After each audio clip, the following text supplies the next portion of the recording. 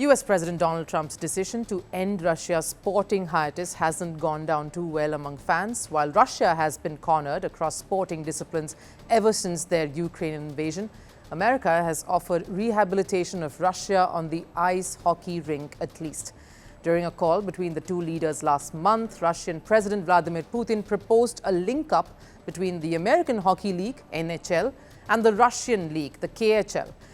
And Trump seems to have expressed his support on the matter, a decision that was likely to ruffle feathers given the sensitivity of the situation. And the first reactions have come in, and they've come from Ukrainian fans living in Canada and America. They've called on the NHL to reject any collaboration with the Russian continental hockey. And while the league has been silent on the whole matter, the question is, which side will they be on? Here's our next report. A fresh controversy has erupted to upset the talks between Russia and the United States. When US President Donald Trump backed Russian President Vladimir Putin's idea to resume fixtures between the American Ice Hockey League NHL and Russian League KHL clubs, it sparked a debate on whether Trump was trying to end Russia's sporting timeout, something that has been going on ever since their invasion of Ukraine. While major governing bodies like FIFA and the IOC have put restrictions on Russia's sporting ambitions, the Republican felt this was the best time to swoop in and resume past rivalries.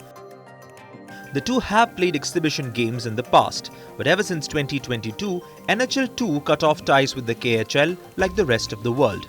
And while Trump is keen to reintroduce the fixtures, more than 30 Ukrainian-American and Ukrainian-Canadian groups are urging the National Hockey League (NHL) to reject the idea.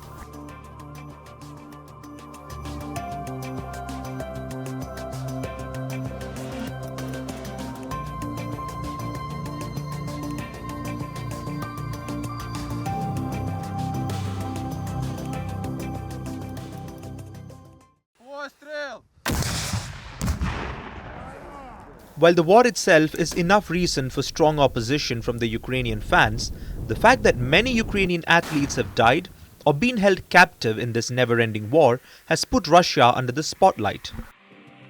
At least 591 Ukrainian athletes and coaches have been killed, 22 are held in captivity, 11 missing, and around 725 sports facilities damaged.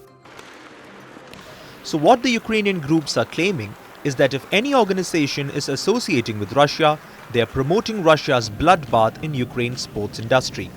And while there have been tensions over the whole matter, the loudest silence is from the one body that really matters, the NHL. They have neither agreed to Trump's decision, nor have they denied it completely.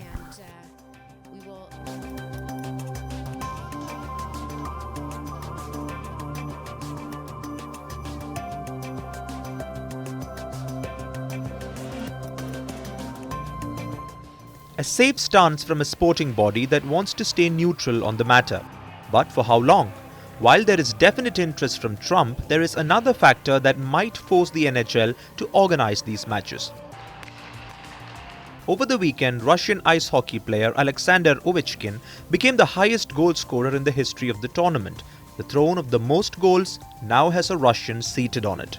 Will that motivate the NHL to resume their partnership with KHL? On the other hand, there is concern of upsetting millions of die-hard Ukrainian fans from Canada and America. If the NHL goes through with Trump's desires, it is likely to face a massive backlash from this quarter. And it won't just be from the Ukrainians, but also from other governing bodies who have imposed sanctions on Russia. Especially the global governing body of ice hockey itself, the International Ice Hockey Federation or the IIHF. Who have banned Russia at least until 2026. So will the NHS go against the sport's governing body?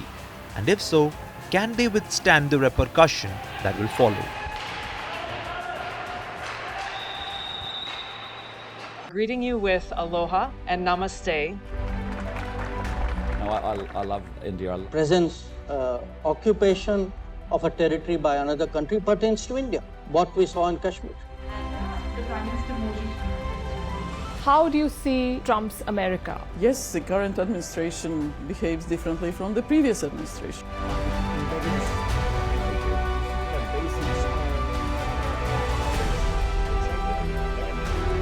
are you saying that there are foreign powers who are trying to bring down the current government in Syria? Exactly. Bluntly, Iran, maybe Russia too. Prime Minister Modi committed to South-South, cooperation. Not over 50%. Is Ukraine prepared to pay the price for that peace? No compromises at the cost of territorial integrity and sovereignty.